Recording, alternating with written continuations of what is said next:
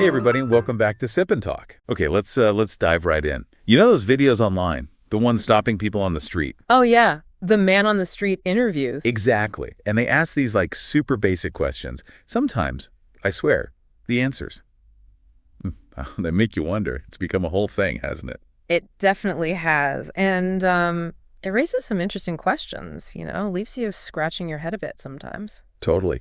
And, well, that's exactly why we're digging into this today.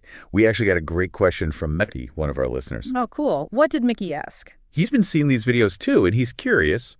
And he was really clear. He's not trying to be offensive or anything, but basically, why do so many of these clips seem to show Americans, well, struggling with what seems like basic common knowledge? That's a really fair question, and it touches on a lot of different things: education, culture, even just how we define common knowledge. Right. So our mission today, it's not just to, laugh at some funny clips. Well, definitely not the point. We're going to try and unpack this. We've got some sources, some more analytical pieces too. We want to figure out for you, Micky, and everyone listening, why we see this kind of contradiction. Yeah, this reputation for American ingenuity and innovation, but then also these perceived gaps in basic understanding. It's a puzzle. It really is. So let's get to it. Okay. So maybe we should start with some of those examples from the videos, because they really do set the stage. Oh, man. They really do. Some of these answers. Wow. Just wow. Give us some highlights, or maybe lowlights. Okay. So someone's asked where the Queen of England was from originally. The answer, Canada. Canada, okay. Which then somehow led to the question, wait, what exactly is a country? Oh, wow. That's pretty fundamental, like basic political geography. Right. Then there was the whole clock challenge. An old school analog clock. The ones with hands. Yeah. And the way people read the time was creative. We had someone actually point out the hour hand correctly. Okay, so far so good. And still get the time completely wrong.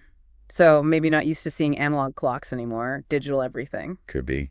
And the geography mistakes just kept rolling in. The Great Wall of China? Yeah. Where was it? Apparently Japan. Japan. Okay, that's quite a geographical leap. Tell me about it. And this one's a classic. Year the U.S. was founded? 1776. How about the 1800s? BC. BC. Whoa. Okay. That's off by quite a bit. Like nearly 3,600 years. Yeah. And naming 5 U.S. states. The answer was Staten Island, Brooklyn, Manhattan, Queens, and the Bronx. The New York City borough's mistake. That's a common one, actually. Confusing parts of a city with states. 4 directions on a compass. Didn't know any. North, south, east, west. Nope. Current Vice President, Barack Obama. It's still popular, but not the current VP. Shows a lack of current events knowledge. Number of continents, 10. 10. Okay, adding a few extra land masses there. What country is the U.S. in? Answer, the United States. Nailed it. Got one right. Finally. It's not just selective editing for funny videos, but reflects something real within the educational experience for at least some people. Exactly. So yeah, these are just glimpses from one type of source. But it definitely makes you think, how does this stack up against, common knowledge elsewhere? Which takes us to our next point. Which is looking at the U.S. education system compared to others internationally. And our written sources, especially the ones mentioning PISA and TIMSS, they give us some data on this. Right. PISA, that's the Program for International Student Assessment. And TIMSS trends in international mathematics and science study, big international tests. Basically, yeah. They try to measure how well 15-year-olds generally can apply what they know in math, reading, and science to, real-world problems. And the picture for the U.S., what's the vibe? Well, it's often kind of average or sometimes below average, especially when you compare it to high-performing countries, particularly in East Asia, like Japan or Taiwan, for example. So not exactly at the top of the class internationally. Not consistently. Like the 2022 PISA results, in math, the U.S. average score was below, I think, 25 other education systems. In reading and science, it was closer to the average for OECD countries, the sort of developed nations group, but still quite a few countries did better. Okay, so why the difference? What are the potential reasons our sources point to? Well, one big one seems to be curriculum focus, especially early on, like in elementary school. How so? The sources suggest the U.S. often really emphasizes reading comprehension skills, finding the main idea, inferring meaning, that sort of thing, which is important, obviously. Yeah, definitely. But maybe sometimes that comes at the expense of systematically building up a broad base of actual knowledge facts about history, science, geography, the world. Okay. So more focus on the how to read skill versus the what you know content.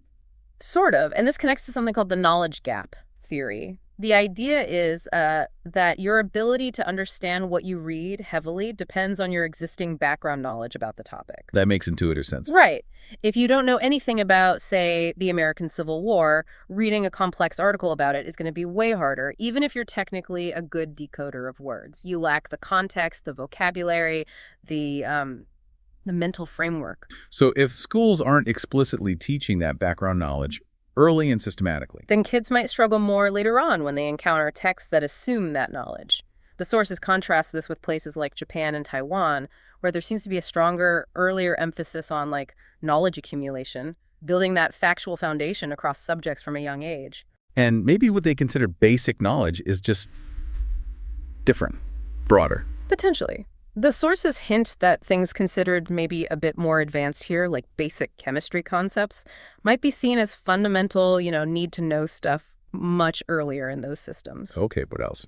Another huge factor mentioned is socioeconomic inequality in the U.S. The resource gap between schools. Exactly. Big disparities in funding and resources between wealthy and low-income school districts. This means unequal access to quality teachers, materials, curriculum.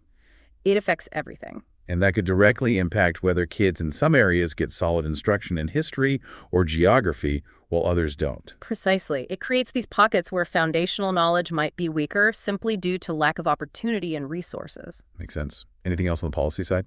Yeah, the sources also kind of touch on challenges with long-term planning and consistency in U.S. education reform. Compared to some other countries that have maybe shown more steady improvement, the U.S. system can sometimes seem a bit fragmented or subject to shifting priorities. So less of a steady, consistent national push, maybe. That's the suggestion.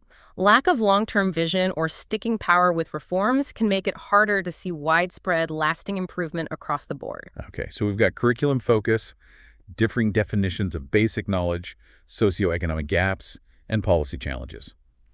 That paints a pretty complex picture of the education system side. Definitely. But there's another layer too, right? Something from the ChatGPT summary. Yeah, this was interesting. It brought up the idea of cultural emphasis, like maybe American culture and even the education system prioritizes things like self-expression, confidence. Confidence over correctness, maybe? Sort of. The summary floated this idea that in some American contexts, just saying something, participating, putting your idea out there might be valued almost as much or sometimes more than making sure it's perfectly accurate first. That's a really interesting cultural observation. And the summary contrasts that with maybe some Asian cultures where the emphasis might be much more on verifying information, being sure you're correct before you speak up in a group. Right. So maybe that confidence we see in the video clips, even when the answer is totally wrong. It could be linked to that cultural encouragement to just, give it a shot, participate. Exactly. Maybe the person feels more comfortable guessing, even wildly, than just saying, I don't know. Yeah. It's possible our system, maybe unintentionally, fosters that kind of speak first, check later approach in some ways, valuing participation and maybe critical thinking attempts over just rote recall, especially compared to systems heavy on memorization early on. It's a plausible cultural factor, definitely. That encouragement to participate, to voice an opinion, even if it's not fully formed, could contribute to what we see in those interviews. It's a different cultural approach to knowledge and communication. All right, fascinating stuff. We are going to take just a quick imaginary break here. But before we do that, wanted to give that shout out again to Micky, who sent us the question. Check out his YouTube channel. Given his question, I bet he does some cool observational stuff, maybe cultural commentary. Worth a look. Definitely. And, speaking of confidence versus knowledge, it reminds me, embarrassingly, of this one time I was traveling. I very confidently ordered what I thought was a simple vegetarian dish using my very basic phrasebook skills. Oh, no. Where's this going? Well, what arrived was a plate piled high with various kinds of sausages. Very, very clearly not vegetarian. Oh, dear. Yeah. My confidence in ordering? Through the roof. My actual knowledge of the language and the menu, severely lacking. It kind of highlights that gap, right? What you think you know or how confidently you say it doesn't always match reality. Slate chuckle. Okay, well, hopefully our deep dive is proving a little more accurate than your sausage surprise. Yeah. When we come back, let's tackle that talented American paradox. How can the U.S. be a leader in higher ed and innovation if these basic knowledge gaps exist? Stick around. Okay, so this talented American paradox, I like how the summary framed it. It really gets to the core of this seeming contradiction we've been talking about. Right. How do you square the, world-class universities, the Nobel Prizes, the tech innovation, with those videos of people not knowing how many states there are or where the Great Wall is? They seem like they can't both be true, but they are. So how? Exactly. Few key explanations. One is the kind of tiered nature of the U.S. education system. Tiered how? Well, while we see those gaps at one end, maybe reflecting K-12 issues or inequalities, the U.S. also has this incredibly strong higher education system. World-leading universities, amazing research facilities. They attract talent from all over the planet. That's a huge point. The top end of the system, the universities and graduate schools, are genuinely excellent and pull in brilliant people, both domestically and internationally. So you can have struggles in basic K-12 literacy or numeracy for some, while simultaneously having these powerhouses of advanced learning and research at the top. Makes sense. What else? The culture of innovation itself. The summary suggests the U.S. environment really encourages risk-taking, thinking outside the box, experimenting, even failing and learning from it. Right, that Silicon Valley mindset almost. Move fast, break things, innovate. Yeah. And maybe that intense focus on pushing boundaries, on creating the new, sometimes means that ensuring universal mastery of established basic facts isn't the absolute highest priority across the entire system. Could be a cultural trade-off. That's a provocative thought. Maybe the culture prioritizes creating the next thing over ensuring everyone perfectly remembers the last thing. It's a balance, for sure. A system geared towards peak innovation might look different from one geared towards universal basic knowledge. And the last point ties back to inequality again.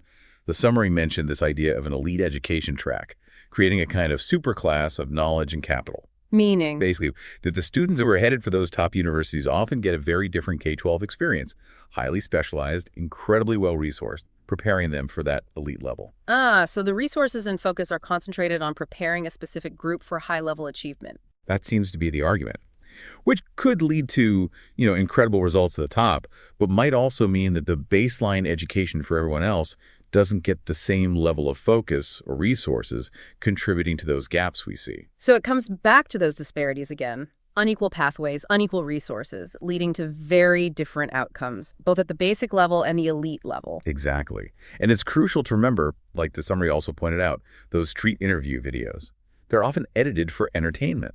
They might not be a truly representative sample of all Americans' knowledge. Good point. They likely select the most surprising or funny answers, but they do raise valid questions, as we've discussed, about the consistency of foundational knowledge. They tap into something real, even if they exaggerate it. For sure. So, Micky, wrapping this up for you and everyone listening, hopefully this gives a more nuanced picture. It's clearly not as simple as just saying Americans are X or Americans don't know Y.